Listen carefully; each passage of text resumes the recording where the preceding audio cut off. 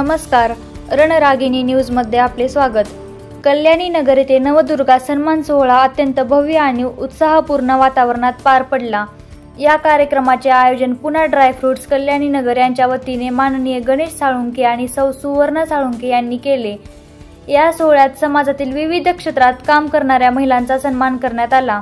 कष्ट, प्रामाणिकपणा आणि स्वतःचा स्वाभिमान जपत समाजात वेगळी ओळख निर्माण करणाऱ्या महिलांना पुष्पगुच्छ, शाल, श्रीफळ आणि ट्रॉफी देऊन गौरव करण्यात आला। यावेळी उपस्थित महिलांच्या डोळ्यात आनंदाश्रू पाहायला मिळाले।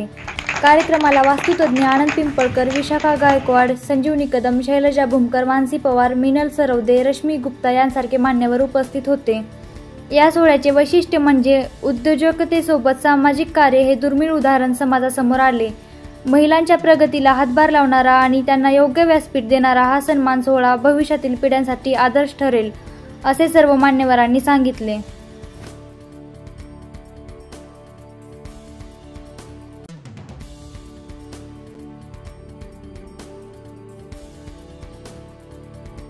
एक मराठी माणूस येऊन इथे आपला व्यवसाय कसा एस्टॅब्लिश करतो हे यांनी दाखवून दिलं आहे। अतिशय मनमिळावू, अतिशय कष्टाळू असं हे जोडपं आहे। येणारा प्रत्येक कस्टमर त्याच्याशी आदराने वागणं, त्याच्या बेस्ट सर्व्हिस कसं त्यांना देता येईल ते बघणं, हे ह्यांचं काम आहे। जो माल आहे ह्यांचा, जे काय प्रोडक्ट आहे, उत्कृष्ट दर्जा आहे आणि हा जो दर्जा आहे तो कायम त्यांनी मेंटेन केलेला आहे। या दर्जामुळेच त्यांना फक्त कल्याणी नगरमध्ये नव्हे तर संपूर्ण परिसरामध्ये, पुणे शहरामध्ये, कोरेगाव पार्क असेल, वडगाव शेरी असेल, मुंडवा असेल, खराडी असेल, संपूर्ण पुणे शहरामध्ये पुणा ड्रायफ्रुट्स हे पोहोचलेलं आहे। आज आपण त्यांच्यामुळे आहोत, सावित्री माईंमुळे, त्यांचा आपण इथे अभिनंदन केलेलं आहे। थँक्यू। माननीय सरांची भेट झालेली आणि तुमच्या सगळ्यांची। मी 2011 मध्ये कॉलेज पास आउट झाल्यानंतर म्हणजे मुळात सुरुवात अशी झाली की माझ्या आजीचा स्ट्रगल बघितला होता, माझ्या आईचा स्ट्रगल त्यामध्ये तो पुरुष उभा होता आणि तो म्हणतोय की आज गुरुपौर्णिमा आहे आणि त्यानिमित्त मी माझ्या गुरुला वंदन करतो, कारण यांनी मला माझ्या आयुष्यात सगळं शिकवलं। आणि मग कॅमेरा त्याच्या बायकोकडे तो प्रत्येक वेळेस काहीतरी बोलतो की अशी नमस्कार करते, बघितलंय असेल, तो नकारात्मक आहे। पण मला असं वाटतं की नवदुर्गा ही जी संकल्पना आहे धर्मशास्त्रीय दृष्टिकोनातून, 2 मिनिटात उरकतो, मला यात कळलं जाईल कार्यक्रम आहे। तर फार पूर्वी जेव्हा पुराणकाळ होता, पुराणकाळ, तेव्हा पुरुषाला हे माहीत नव्हतं की कसं स्त्रीवर वर्चस्व दाखवायचं। त्यावेळेस स्त्रीच सगळं करायची आणि मग ती स्त्री तिनं राज्य केलं। मग जी राज्य करायची ती दुर्गा झाली, जिनं शिक्षण किंवा त्या काळचं जे काही एज्युकेशन असेल, पूर्वीचे लोक आपल्यापेक्षा हुशार होती खूप। आताची मंदिरं कॉम्प्युटरपासून बांधताय आपल्याला येत नाही, पण ती लोक हुशार होती। मग ती सरस्वती झाली, रक्षण करणारी मा दुर्गा झाली।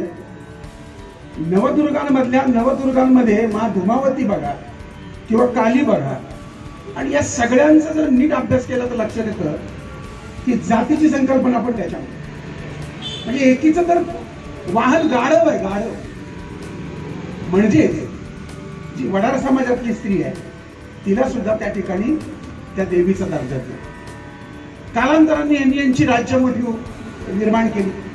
शुंभ आले, निशुंभ आले, पुरुषी वर्चस्व गाजवायला त्यांचा त्यांनी निपात केला आणि हळूहळू मग पुरुषांनी स्वतःचा वर्चस्व जमवायला सुरुवात केली आणि स्त्रियांचं राज्य संपलं।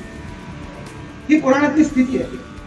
त्यानंतर तुम्ही नवनाथांचं जर बघितलं तर नवनाथ जे आहे त्यातल्या एका नाथांना जी विद्या प्राप्त झाली ती बंगालमध्ये बायकांच्या देशातच प्राप्त झाली। या जगामध्ये पुरुषाचं अस्तित्व हे स्त्रीशिवाय शून्य आहे, ते पूर्वापार आहे। फक्त वर्चस्वाच्या लढाईमध्ये एकमेकांना प्रेशर करत करत आपण वेगळ्या वेगळ्या गोष्टी पुढे करत आलो आणि नंतरची नवदुर्गा म्हणजे आपली सावित्री। विसरतो ना आपण, बघा 4 बायका एकत्र आल्या की काय होतं, तिची साडी कशी, तिचा दागिना कसं, तिने कुठं मेकअप केला, तिचे केस कसे, तिने कुठं स्पा केला, काय परमेश्वराने एक फार मोठी गेम वाजून ठेवली। तुम्हाला गंमत सांगतो, आहे ना वेळ एक मिनिट, कंटाळा नाही येणार ना, आला तरी ऐकावं लागेल. परमेश्वरानं स्त्रीला एक प्रचंड ताकद दिलेली आहे. जसं यांनी आता आईचा उल्लेख केला. मी जेव्हा लहान होतो या आईच्या एवढ्या, त्यावेळेस मी जुनी गोष्ट आहे, त्या सरसूनमध्ये आता सारखं नव्हतं काय स्पेशल रूम, काय ते बेड रेस्ट असला काही प्रकार नव्हता.